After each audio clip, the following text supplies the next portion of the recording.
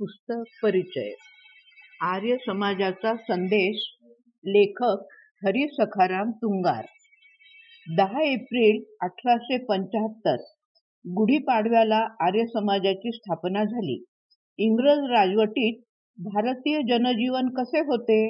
आर्थिक विपन्नता, शैक्षणिक मागासलेपण, देवाधर्माच्या नावावर कर्मकांडाचे स्तोम, जातीची उतरण अशा अनंत व्यथांनी समाज जर्जर झालेला होता. पाश्चात्य धर्मोपदेशक इथल्या भोळ्या भाबड्या जनतेला बाटवून गावेच्या गावे धर्मांतरित करीत होते. स्वातंत्र्यवीर सावरकरांनी गर्जना केली होती, धर्मांतर म्हणजे राष्ट्रांतर. हिंदू समाज हळूहळू जागा होत होता. ब्राह्मण समाज, प्रार्थना समाज, सत्यशोधक समाज यांची स्थापना झाली. प्रबोधन पर्व सुरू झाले, पण कालप्रवाहात वाहून गेले. काळाच्या कठोर कसोटीवर टिकला तो आर्य समाज. कारण भारतीयांच्या रोगाचे नेमके आणि बिनचूक निदान त्याने केले आणि रामबाण उपाय सुचवला. म्हणून महर्षी दयानंद सरस्वती यांनी 150 वर्षापूर्वी स्थापन केलेली हिंदू धर्माचे पुनर्मूल्यांकन करणारी व समतेचा संदेश देणारी ही संस्था आज जगभर कार्यरत आहे. आर्य समाजाचा संदेश या ग्रंथाचे लेखक हरी सखाराम तुंगार यांचा जन्म 1894 व देहावसान 1981. जवळपास 86-87 वर्षाचे आयुष्य त्यांना लाभले. त्यातील 1961 ते 81 20 वर्षाचा सहवास मला मिळाला. आमचे एकत्र कुटुंब होते. घरात 10-12 माणसांचा राबता होता. कुटुंब प्रमुख म्हणून त्यांचे जे धीर गंभीर व्यक्तिमत्व होते त्याचा प्रभाव आमच्या कुटुंबात 3 पिढ्यांवरही जाणवतो. अत्यंत तत्वनिष्ठ हिंदुत्ववादी हस तुंगार हे मूळचे अहमदनगर मदडगावचे ग्रामपुरोहित. 5 गावातील पूजा पाठाचा त्यांना परंपरागत हक्क मिळालेला होता. पण सत्यार्थ प्रकाश ग्रंथाच्या संपर्कात आल्यानंतर त्यांनी परंपरागत व्यवसाय नाकारला. अहमदनगरहून व नंतर कोल्हापूरहून आर्य भानू नामक साप्ताहिक चालविले. ग्रंथलेखन केले. गंगाप्रसादजी उपाध्याय यांच्या जळजळीत लिखाणाचे तितकेच प्रभावी भाषांतर केले. हस तुंगारांचा पहिला ग्रंथ महर्षी दयानंद सरस्वती यांचे चरित्र आणि कामगिरी, पृष्ठसंख्या 350, हे मराठीतले पहिले चरित्र आहे. ह्या ऐतिहासिक ग्रंथास छत्रपती शाहू महाराज 1918 यांची प्रस्तावना आहे. भाषा संस्कृत प्रचूर, पल्लेदार असून समाज सुधारक गोपाळ गणेश आगरकरांच्या शैलीची आठवण करून देणारी आहे. प्रस्तुत ग्रंथ मात्र लेखकांचा 13वा ग्रंथ असल्यामुळे या ग्रंथाची भाषा जनसामान्यांना कळेल अशी सोपी आणि या हृदयीचे त्या हृदयी ओतावे अशी कळकळीची आहे. आर्य समाजाचा संदेश या ग्रंथात लेखकाने ईश्वराचे सत्य स्वरूप समजावून सांगण्याचा प्रयत्न केला आहे. आर्य समाजाच्या तत्वज्ञानाचा पायाच 4 वेद आहे: ऋग्वेद, यजुर्वेद, सामवेद, अथर्ववेद. तस्य प्रतिमा नास्ती. ईश्वराची प्रतिमा मूर्ती असूच शकत नाही. जो उत्पत्ती, स्थिती, विलय, जन्म, जीवन आणि मृत्यू याचे नियंत्रण करतो. ब्रह्मांड, अनंत आकाशगंगा, त्यातील ग्रह, गोल, तारे यांचे परिवलन, परिभ्रमण नियंत्रित करतो, तो मनुष्यरूप कसा असेल? आर्य समाजात देवता आणि ईश्वर ह्या 2 वेगळ्या संकल्पना आहेत. पंचमहाभूते जसे माती, पाणी, उजेड, वारा, अग्नी हे आपल्याला जीवन देतात, म्हणून ते देवता. मर्यादा पुरुषोत्तम प्रभू रामचंद्र, योगेश्वर श्रीकृष्ण यांनी आपल्याला उच्च जीवन मूल्ये दिली, म्हणून ते देवता.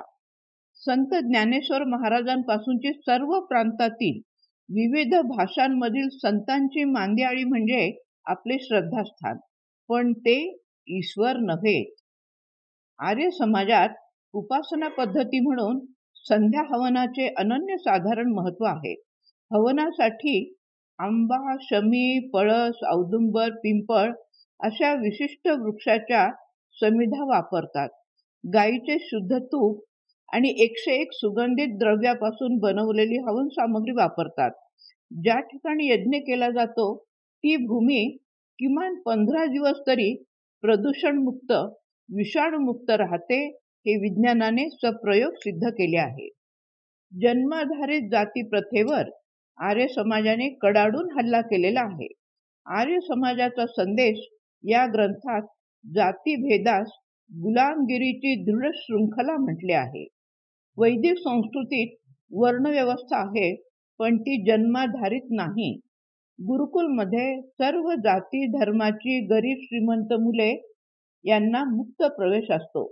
नैष्ठिक ब्रह्मचर्याचे पालन करीत विद्यार्थी अध्ययन करतात. आर्य समाजाची कन्या गुरुकुले गावाबाहेर स्वतंत्र असतात. मुला मुलींचे एकत्र शिक्षण आर्य समाजास मान्य नाही. गुरु सान्निध्यात मिळणारे ज्ञान, संस्कार यात स्नातक झाल्यानंतर ज्याला ज्ञानार्जन आणि ज्ञानदानात अभिरुची आहे तो ब्राह्मण वर्ण धारण करतो. ब्रह्म जानाति इति ब्राह्मणः. ज्यांना देशाचे अंतर्गत यादवी व परचक्रापासून संरक्षण करायचे आहे तो क्षत्रिय. व्यापार उदीम करून समाजाच्या भरण पोषणात जो रमतो तो वैश्य. आपली आर्थिक व्यवस्थाच अशी आहे, एका विशिष्ट वर्गाकडे धनसंचय होतो. धनिकांनी स्वतःस विश्वस्त समजावे. ज्याप्रमाणे आपण तोंडात घास भरवतो पण तो तसाच मुखात राहत नाही, तो उदरात पोहोचतो. त्यावर अनेक प्रक्रिया होतात आणि शरीराला रस, रक्त, धातू, मेद, अस्थि, मजा, ओज असे सप्त धातू मिळतात. त्याप्रमाणे धनिकांनी समाजरूपी पुरुषाचे भरण पोषण करावे अशी धारणा आहे. शूद्र म्हणजे क्षुद्र नव्हे. एखाद्या कार्यालयात प्रथम श्रेणी, द्वितीय श्रेणी, तृतीय श्रेणी, चतुर्थ श्रेणी असे कर्मचारी असतात. चतुर्थ श्रेणीचे कर्मचारी संपावर गेले तर कार्यालय बंद पडते.